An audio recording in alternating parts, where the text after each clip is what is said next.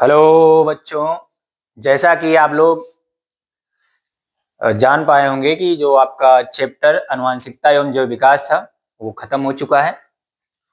अब वो खत्म हो चुका है तो हम आपको नया चैप्टर पढ़ाने के लिए चालू करेंगे और नया चैप्टर आपको पढ़ना है जीव जनन कैसे करते हैं। ठीक है, जीव जनन कैसे करते हैं।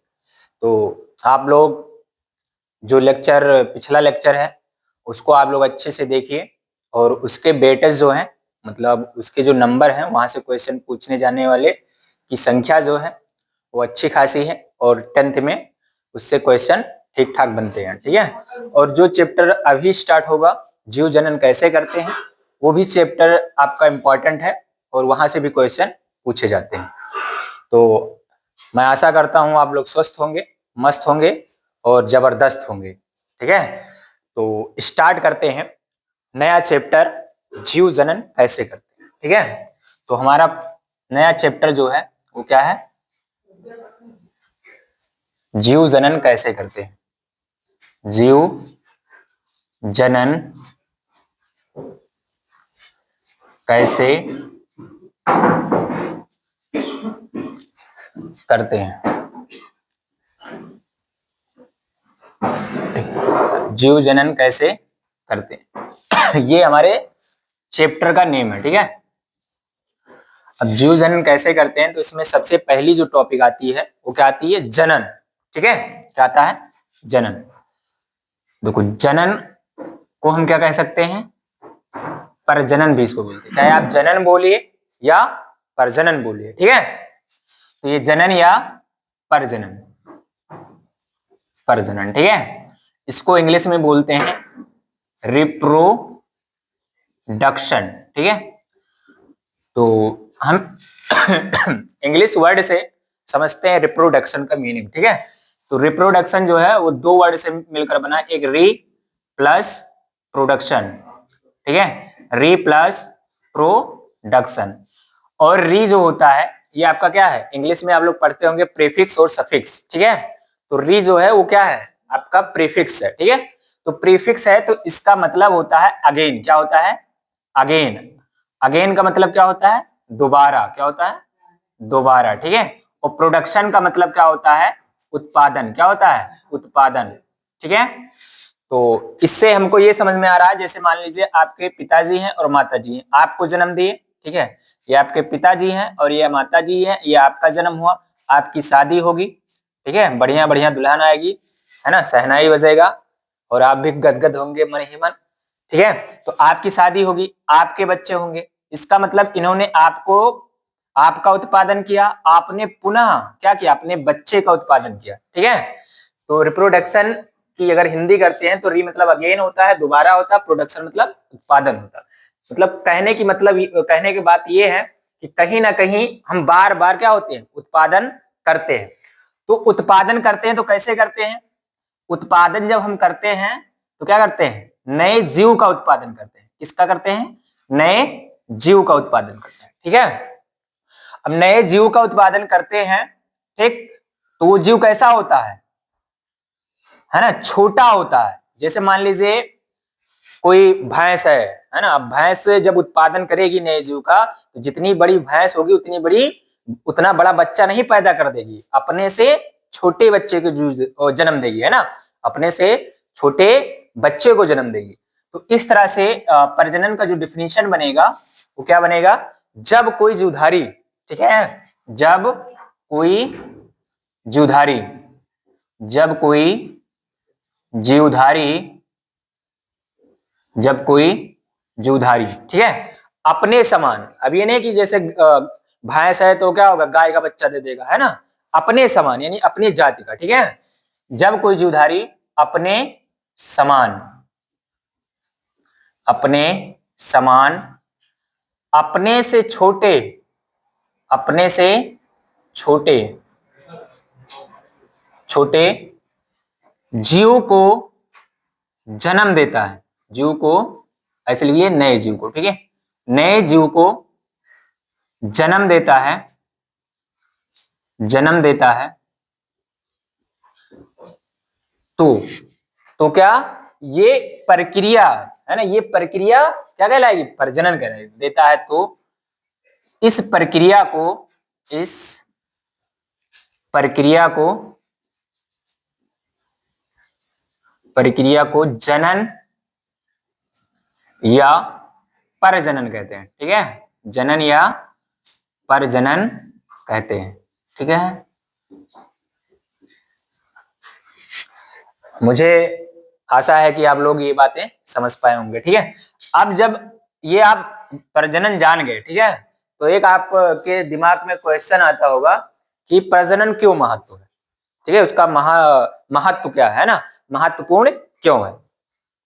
तो अगला हेडिंग में पढ़ लेता हूं, आप लोग पढ़ लेते हैं प्रजनन का महत्व। क्या पढ़ लेते हैं, प्रजनन का महत्व। ठीक है, तो प्रजनन का जो महत्व है यानी importance of reproduction, importance of reproduction.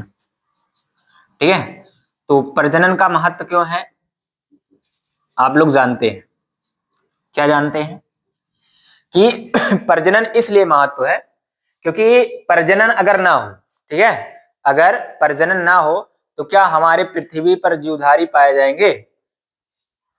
थोड़ा सा आप सोच के देखिए, जैसे आपका जन्म हो गया, अब आप लड़का बच्चा पैदा ना करें, ठीक है, तो कुछ समय बाद ऐसी स्थिति आएगी कि इस पृथ्वी से मनुष्य गायब हो जाएगा। या ऐसा ले लीजिए कोई जानवर है, जानवर अपने बच्चे को जन्म ना दे, ठीक है, अपने बच्चे को जन्म ना दे तो क्या होगा, इस पृथ्वी से वो जीव खत्म हो जाएगा। तो प्रजनन एक तो इसलिए महत्व है। दूसरी बात, अपनी उत्तरजीविता बनाए रखने के लिए, जैसे और जो जानवर हैं, हमारा भी इस जो जाति है इस पृथ्वी पर बना रहे। जैसे मनुष्य सोचे कि हमारा जो मनुष्य जात है यानी होमोसेपियंस जो जीनस स्पीसीज है वो इस पृथ्वी पर बना रहे, इस पृथ्वी से खत्म ना हो। ठीक है, इस पृथ्वी से खत्म ना हो तो उसके लिए प्रजनन महत्व है। ठीक है, प्रजनन और इसलिए महत्व है क्योंकि विभिन्नताएं आती है, तो विभिन्नताएं जो होती है वो जैव विकास को क्या करती हैं, जोड़ती हैं। तो इन तीन चीजों से क्या होता है, हमारा प्रजनन का महत्व होता है। तो पहला महत्व जो है वो है क्या, पीढ़ी दर पीढ़ी निरंतरता बनाए रखना। ठीक है, पीढ़ी दर पीढ़ी निरंतरता बनाए रखना। ठीक है, कि मतलब हमारी जो पीढ़ी, अगली पीढ़ी, उसके बाद पीढ़ी, ये चलती रहे। ठीक है ना, निरंतरता बनाए रखना एक तो इसलिए महत्व है। दूसरा महत्व इसलिए है कि उत्तरजीविता। ठीक है, यानी आपको भी हम उत्तरजीविता के बारे में समझा चुके हैं, तो उत्तरजीविता के लिए महत्व है। ठीक है, किसके लिए, उत्तरजीविता के लिए। और तीसरी बात कि जो विभिन्नता, जैसे आप लोग देखते हैं माता पिता से जो बच्चे पैदा होते हैं उनमें कुछ ना कुछ लक्षण भिन्न होते हैं, तो भिन्न लक्षण जो होते हैं वो क्या करते हैं, जैव विकास को जोड़ते हैं, है ना। तो विभिन्नताएं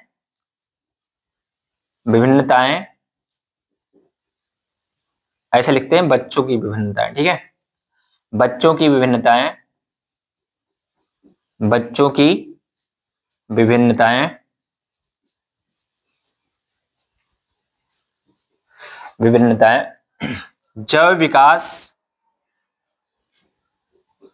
जैव विकास को जोड़ती हैं। तो ये 3 पॉइंट हैं जिसके कारण हमारा क्या है, प्रजनन महत्व है। ठीक है, प्रजनन का महत्व हमारे जीवन में है। ठीक है, अब देखो प्रजनन का महत्व हमारे जीवन में है तो एक बात हमारे दिमाग में ये भी आता है कि प्रजनन का कारक कौन है।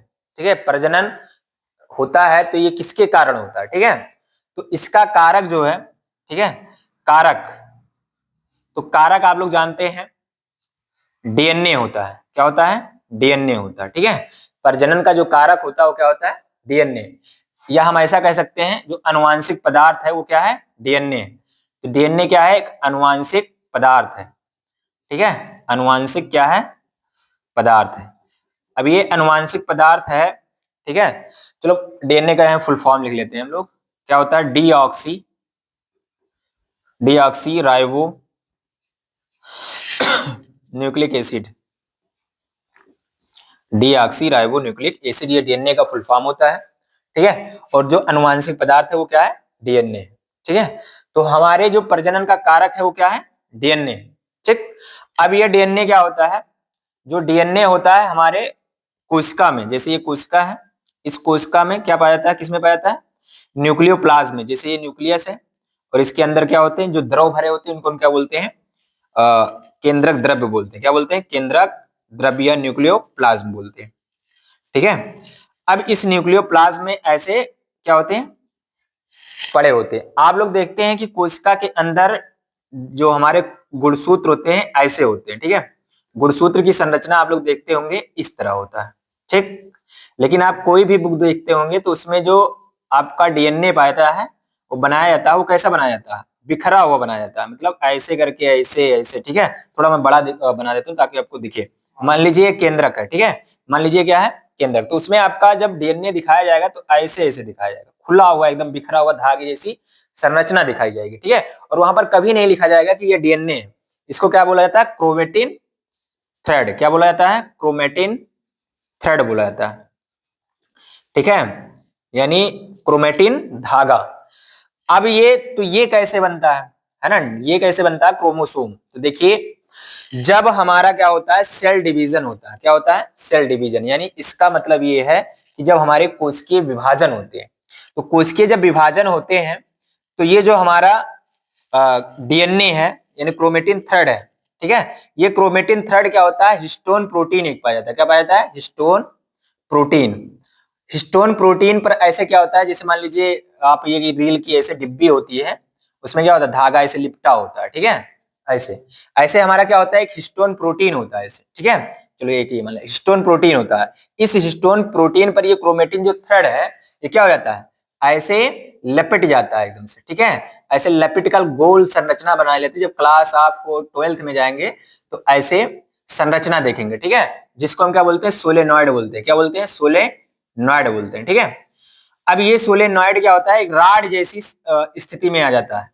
अब राड जैसी स्थिति, तो एक राड इधर बन जाएगा ऐसे, जिसको हम क्रोमेटिड बोलते हैं, और एक इधर बन जाएगा। ठीक है, और काइनेटोकोर द्वारा एक दूसरे से चिपक जाएगा, जिसको हम क्या कहते हैं, क्रोमोसोम बोलते हैं। क्या बोलते हैं, क्रोमोसोम बोलते हैं। ठीक है, तो खैर ये बात आपकी बहुत आगे की है, आपको मैंने इसमें डीएनए आया इसलिए बता दिया। तो ये क्या होता है, हमारे जो अनुवांशिक पदार्थ होते हैं वो डीएनए होते हैं, और हमारे जो प्रजनन में मेन कारक होता है वो क्या होता है, डीएनए होता है। ठीक है, आई होप इतनी बातें आप लोग समझ पाए होंगे। अब मैं थोड़ा इरेज कर लेता हूं, फिर उसके बाद आगे का टॉपिक स्टार्ट करता हूं, और इंक भी डाल लेता हूं। तो आप लोग कमेंट सेक्शन में बताइए कि ये बात अच्छे से समझ में आई होगी। जब वीडियो आपका पड़ेगा, देखिएगा, तो आप लोग बताइएगा कि अच्छे से ये आपको समझ में आया है कि नहीं आया है। और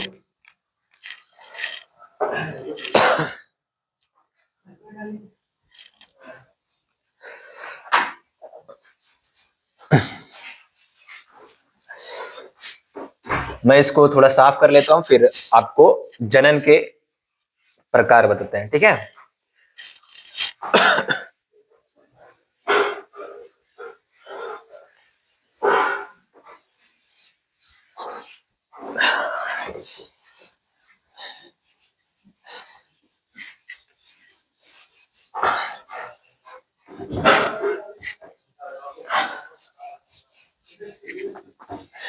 तो जनन के प्रकार की बात करते हैं।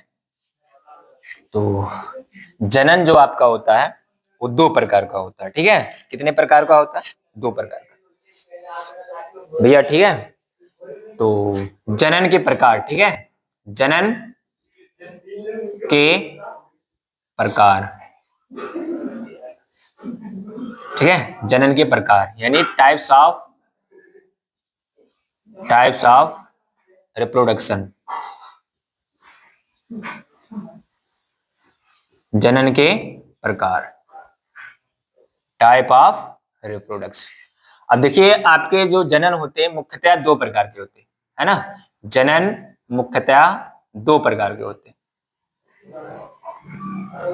मुख्यतः दो प्रकार के होते हैं। ठीक है, पहला जो होता है वो होता है आपका अलैंगिक जनन। ठीक है, क्या होता है? अलैंगिक अलैंगिक जनन, जिसको बोलते हैं एसेक्सुअल रिप्रोडक्शन। क्या बोलते हैं? Asexual reproduction. Another is sexual reproduction, मतलब लैंगिक जनन। लैंगिक जनन यानी सेक्सुअल रिप्रोडक्शन।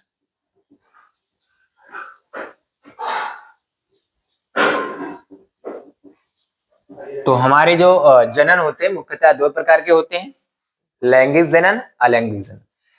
एक टॉपिक मैं और बता देता हूँ, किसी किसी बुक में आपके तीन प्रकार बताया जाता है। पहला बताया जाता है एसेक्सुअल रिप्रोडक्शन,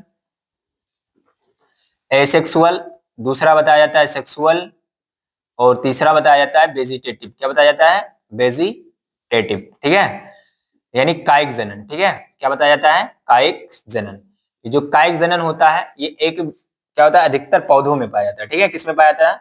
पौधों में। और कुछ बुकें क्या होती है, इस कायिक जनन को क्या करती हैं, उठा के एसेक्सुअल रिप्रोडक्शन में डाल देती हैं और बताती हैं मुख्यतः जनन जो होते हैं दो प्रकार के होते हैं, अलैंगिक जनन और लैंगिक जनन। ठीक है, तो कहीं बुक में आपको तीन मिलता है तो आप लोग ये मत कहिएगा सर ने दो ही प्रकार पढ़ाया, किसी किसी बुक में तीन भी मिल जाता है, सेक्सुअल, एसेक्सुअल और वेजिटेटिव, यानी अलैंगिक जनन, लैंगिक जनन और कायिक जनन। ठीक है, तो अब हम पढ़ लेते हैं अलैंगिक जनन के बारे में। ठीक है, तो हमारा पहला हेडिंग जो आएगा वो क्या आएगा? अलैंगिक जनन। अलैंगिक जनन। अब देखो अलैंगिक जनन में क्या होता है। अलैंगिक जनन में इसमें पहली बात तो एक ही जीवधारी भाग लेते हैं।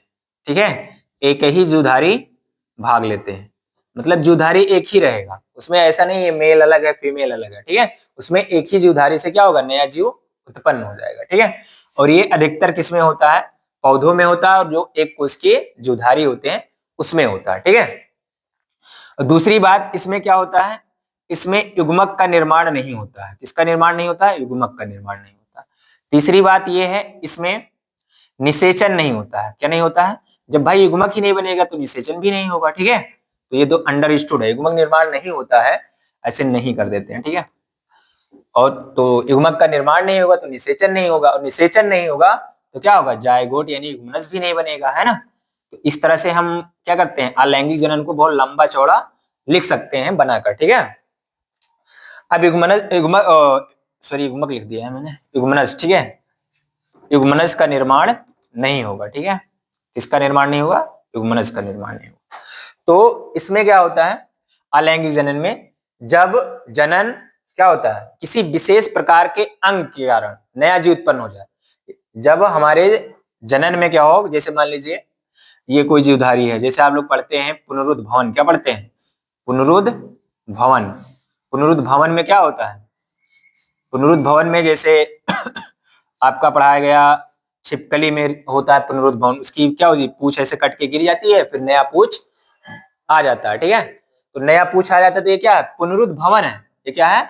पुनरुद्भवन, यानी किसी शरीर के किसी भाग से, ठीक है, क्या हो जाता है? नया जीव उत्पन्न हो जाता है, तो उसे हम क्या कहते हैं? अलैंगिक जनन कहते हैं। यानी इसमें युग्मक निर्माण नहीं होता है। तो ऐसे कहेंगे, जब नए जीव का निर्माण, ऐसे बनाएंगे, जब नए जीव का निर्माण, ठीक है, या उत्पत्ति लिखेंगे, जब नए जीव की उत्पत्ति, नए जीव की उत्पत्ति, है ना, किसी एक जीव से, किसी एक जीव के विशेष प्रकार के, विशेष प्रकार के, विशेष प्रकार के अंग से हो, अंग से हो, या पूरी सेल्स, जैसे एक कोशिका होती है तो उसका पूरा शरीर ही क्या हो जाता है? बदल जाता है। ठीक है, तो ऐसे लिखते हैं, किसी विशेष प्रकार के अंग से हो तो इसे अलैंगिक जनन कहते हैं। तो इसे क्या कहते हैं? अलैंगिक जनन कहते हैं। ठीक है, अब इसमें आपको अगर क्या करना है, बढ़ा चढ़ा के लिखना है। ठीक है, तो बढ़ा चढ़ा के कैसे लिखेंगे? अलैंगिक जनन में क्या होता है, एक ही जीवधारी भाग लेता है। अगला स्टेप ऐसे लिख देंगे, अलैंगिक जनन में, अलैंगिक जनन में एक ही जीवधारी भाग लेता है। ठीक है, दूसरी बात और बढ़ा के आपको लिखना है, तो इसमें युग्मक का निर्माण नहीं होता है, युग्मक का निर्माण नहीं होता है। ठीक है, और आपको बढ़ाना है और लिख दीजिए, अब युग्मक नहीं होगा तो इसमें युग्मनज भी नहीं होगा, है ना, तो इसमें निषेचन नहीं होता है, निषेचन नहीं होता है। ठीक है, और आपको बढ़ाना है और लिख दीजिए, इसमें युग्मनज का निर्माण नहीं होता है। किसका निर्माण नहीं होता है? युग्मनज का निर्माण नहीं होता है। ठीक है, युग्मनज का निर्माण नहीं होता है। और अगली बात, सबसे इंपॉर्टेंट बात, ठीक है, जो कि कभी कभी आपके क्या होते हैं, विभिन्न परीक्षाओं में पूछ लिए जाते हैं। ठीक है, जैसे मतलब आप कोई कंपटीशन का पेपर देते हैं तो उसमें क्या आता है, पूछता है अलैंगिक जनन में क्या विभिन्नताएं पाई जाती हैं? तो विभिन्नताएं कहाँ से पाई जाएंगी भैया, जब एक ही जीवधारी है, एक ही उत्पन्न कर रहा है, कोई अलग से लक्षण उसमें जुड़ ही नहीं रहा है, तो क्या वो उसमें विभिन्नताएं पाई जाएंगी? बिल्कुल नहीं पाई जाएंगी। विभिन्नताएं कहाँ पर होती हैं? जब दो जो जीवधारी आपस में मिलकर नए जीव की उत्पत्ति करते हैं, विभिन्नताएं वहां उत्पन्न होती है। ठीक है, तो जब यहाँ अलैंगिक जनन में विभिन्नताएं क्या होंगी? नहीं पाई जाएंगी। ठीक है, तो एक पॉइंट आपका ये बन जाएगा, अलैंगिक जनन में, अलैंगिक जनन में विभिन्नताएं विभिन्नताएं नहीं पाई जाती हैं। ठीक है, नहीं पाई जाती हैं। अब देखिए, अलैंगिक जनन में विभिन्नताएं नहीं पाई जाती, इतना बात आप लोग समझ चुके होंगे। अगर हम क्या करते हैं, अगर बात करते हैं कि इसके प्रकार की, तो अलैंगिक जनन के प्रकार आपको मैं पहले लैंगिक जनन पढ़ा देता हूं, उसके बाद मैं आपको क्या करता हूं, अलैंगिक जनन के प्रकार आपको पढ़ाना शुरू करूंगा। ठीक है, तो पहले मैं खत्म कर लेता हूं क्या, अलैंगिक जनन हो गया है, लैंगिक जनन। ठीक है, अच्छा, इसका एग्जाम्पल अगर लिया जाए तो इसका एग्जाम्पल क्या हो जाएगा, अलैंगिक जनन किसमें किसमें होता है, तो अलैंगिक जनन आपका एक कोशिकीय जीवधारी, ठीक है, एक कोशिकीय जीवधारी, जैसे अमीबा, पैरामीशियम,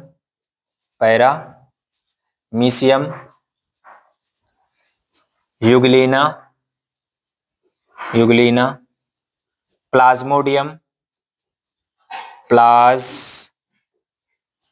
ठीक है, प्लाज्मोडियम। ठीक है, ये क्या है, लार्वा है। प्लाज्मोडियम क्या है, यहीं पर मैं लिख देता हूँ, प्लाज्मोडियम एक लार्वा है। क्या है, लार्वा है। ठीक है, लार्वल स्टेज, लार्वा से क्या बनता है, प्यूपा बनता है। ठीक है, ये किसका लार्वा स्टेज है, एनाफ्लीज मच्छर का। किसका है, एनाफ्लीज मच्छर का ये लार्वा होता है। ठीक है, एनाफ्लीज मच्छर का क्या होता है, लार्वा होता है, जिसके द्वारा कौन सा रोग होता है, मलेरिया रोग होता है। क्या होता है, प्लाज्मोडियम के द्वारा क्या होता है, मलेरिया रोग होता है। ठीक है, सॉरी, एनाफ्लीज मच्छर इसको ले जाता है। ठीक है, एनाफ्लीज मच्छर इसको क्या करता है, ले जाता है, और इसके कारण कौन सा रोग होता है, मलेरिया रोग होता है। ठीक है, और उसके बाद इसमें इसमें होता है, और आपके पौधों में होता है। ठीक है, एक पॉइंट और लिख लीजिए, पौधों में अलैंगिक जनन होता है, अलैंगिक जनन होता है। ठीक है, चलो फिर इसको इरेज कर लेता हूं, फिर उसके बाद आपको लैंगिक जनन के बारे में बताता हूं।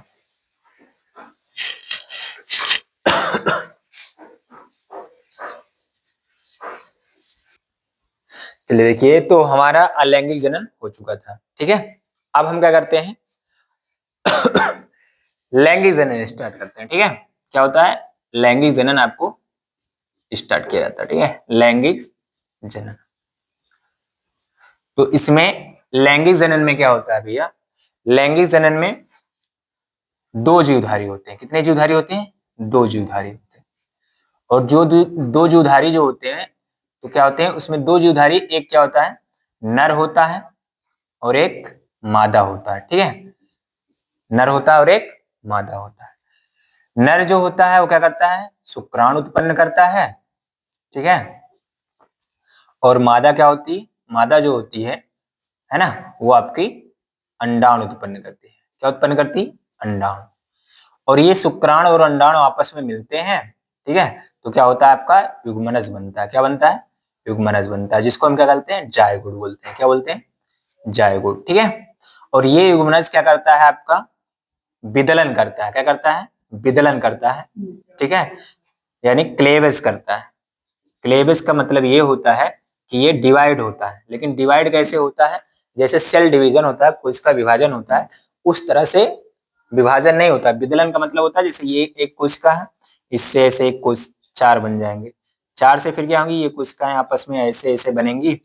जैसे ये जायगोट था, यानी आपका युग्मनज था, युग्मनज से क्या बनेंगी, चार सेल बनेगा। कितना बनेगा, चार सेल बनेगा, ठीक है। पहले ये कितना सेल था, एक सेल था।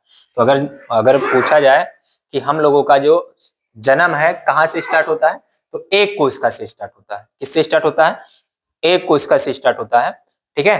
किससे स्टार्ट होता है, एक कोशिका से। इसीलिए अब हम लोग मानते हैं कि हमारे जो बहुकोशिकीय जीवधारी की उत्पत्ति हुई है, किससे हुई है, एक कोशिका से हुई है, क्योंकि यहाँ से लिंक करता है, ठीक है।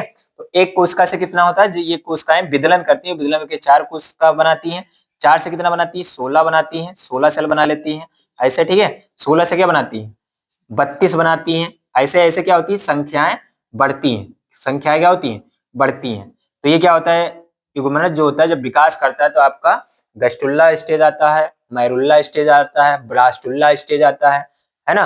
और उसके बाद आपका भ्रूण का निर्माण होता है, जिसको एम्ब्रियो बोलते हैं, ठीक है, ठीक है। और ये एम्ब्रियो जाकर क्या होता है, यूट्रस से चिपक जाता है। खैर ये आगे की बात है, हमको आपको डिफिनीशन बताना है, हमें आपको लैंगिक जनन की, ठीक है। तो लैंगिक जनन का डिफिनीशन क्या बनेगा कि जब दो विपरीत जुधारी क्या होते हैं, जब दो विपरीत जुधारी, ठीक है, जब दो विपरीत जीवधारी जीवधारी के युग्मक, ठीक है, के युग्मक आपस में मिलते हैं, आपस में मिलते हैं, तो निषेचन होता है, तो निषेचन होता है। और युग्मनज का निर्माण होता है। किसका निर्माण होता है, युग्मनज का निर्माण होता है, निर्माण होता है, युग्मनज का निर्माण होता है, जिसके कारण क्या होगा, नया बच्चा होगा, है ना, जिसके कारण नए जीव की उत्पत्ति होती है, जिसके कारण नए जीव की उत्पत्ति होती है, उत्पत्ति होती है। इस प्रक्रिया को लैंगिक जनन कहते हैं। क्या कहते हैं, लैंगिक जनन कहते हैं, ठीक है। तो आपके क्या होगा, नए जीव की उत्पत्ति हो गई, है ना। तो बधाई हो आप लोगों को, नए जीव की उत्पत्ति हो गई, ठीक है, यानी आपका बच्चा पैदा हो गया, है ना। तो थाली वाली बजाओ आप लोग। तो नए जीव की क्या होती है, उत्पत्ति होती है। इस प्रक्रिया को हम क्या कहते हैं, लैंगिक जनन कहते हैं, ठीक है। अब लैंगिक जनन जो होता है, इसमें क्या इसके फीचर होते हैं। अच्छा हाँ चलो, आपका बात आया निषेचन, क्या है, एक टॉप वर्ड आया इसमें निषेचन, तो मैं थोड़ा निषेचन के बारे में बता देता हूँ, ठीक है। निषेचन क्या है, निषेचन का मतलब अक्सर क्या लोग क्या समझते हैं कि जब कोई मेल फीमेल के साथ मिलता है तो जो प्रक्रियाएं होती हैं उसे निषेचन कहते हैं। ना ना ना ना, निषेचन जो होता है, आप मिले या ना मिले, लेकिन आपका जो शुक्राणु है, ठीक है, वो अगर ओवा से मिलता है, ये क्या है, शुक्राणु और ये ओवा, अगर मान लीजिए ये शुक्राणु ओवा से मिल जाता है, तो इस प्रक्रिया को हम क्या कहते हैं, निषेचन कहते हैं।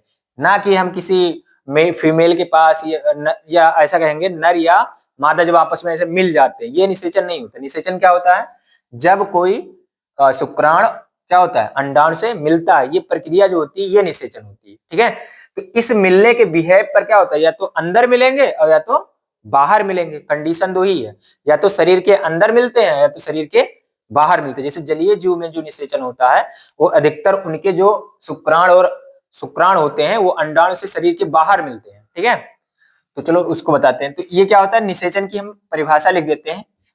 जब युग्मक आपस में मिलते हैं, ठीक है, जब युग्मक आपस में मिलते हैं तो ये प्रक्रिया, तो इस प्रक्रिया को क्या कहते हैं, निषेचन कहते हैं, ठीक है, निषेचन कहते हैं, ठीक है। तो निषेचन, अब देखिए अंदर मिलेगा और बाहर, इसके आधार पर निषेचन आपका कितने प्रकार का होता है, 2 प्रकार का होता है। एक होता है बाह्य निषेचन, ठीक है, और एक होता है आंतरिक निषेचन। क्या होता है, आंतरिक निषेचन, ठीक है। बाह्य निषेचन क्या होता है, जब हमारा शुक्राणु और अंडाणु क्या होता है, शरीर के बाहर मिलता है, यानी जैसे जलीय जीव है, क्या है, जलीय जीव। तो जलीय जीव में क्या होता है, जो नर होता है वो अपने शुक्राणु को ऐसे छोड़ देता है।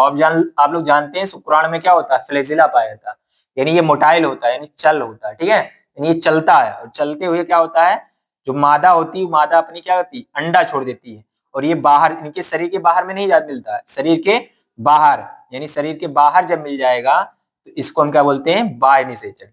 बाह्य निषेचन यानी जब शुक्राणु अंडाणु से क्या होता है, मादा शरीर के बाहर मिलता है तो उसे हम क्या कहते हैं, बाह्य निषेचन। और जब क्या होगा, अंडाणु शुक्राणु से, शुक्राणु अंडाणु से क्या होता है, मादा के शरीर के अंदर मिलता है तो इसको हम क्या कहते हैं, आंतरिक निषेचन। जैसे आपका मनुष्य है, ठीक है, क्या है, मनुष्य, तो मनुष्य में क्या होती है, आंतरिक निषेचन होता है ना, मनुष्य में क्या होता है, आंतरिक निषेचन होता है। समझ पाए आप लोग? तो आपका ये लैंगिक जनन और अलैंगिक जनन हो चुका है, ठीक है। और आप लोग जनन पढ़ चुके हैं, जनन के महत्व पढ़ चुके हैं, लैंगिक जनन पढ़ चुके हैं और अलैंगिक जनन पढ़ चुके हैं। तो आपका पढ़ना है अगले लेक्चर में अलैंगिक जनन के प्रकार। अलैंगिक जनन के प्रकार में आपको पढ़ना है विखंडन, द्विखंडन और बहुखंडन। जो विखंडन है उसी का प्रकार द्विखंडन है और बहुखंडन है। उसके बाद उसमें आप पढ़ेंगे मुकुलन, ठीक है, मुकुलन के बाद आप लोग पढ़ेंगे पुनरुद्भवन, ठीक है। तो ये सारे जो है अलैंगिक जनन के प्रकार हैं और इसको आपको पढ़ाया जाएगा नेक्स्ट वीडियो में। तो मैं चलते चलते आपको थोड़ा एक शायरी सुनाता हूं। हर फूल गुलाब नहीं होता, हर फूल गुलाब नहीं होता, हर नशा शराब नहीं होता। हर फूल गुलाब नहीं होता, हर नशा शराब नहीं होता। जब नजरों से नजरें मिलती हैं तो हर नजरें प्यार नहीं होता। तो इसी के साथ मैं अपने वाणी को विराम देना चाहूंगा और आप लोग धकाधक लाइक करिए और सब्सक्राइब करिए और बिंदास वीडियो देखिए, मजे लीजिए। जय हिंद, जय।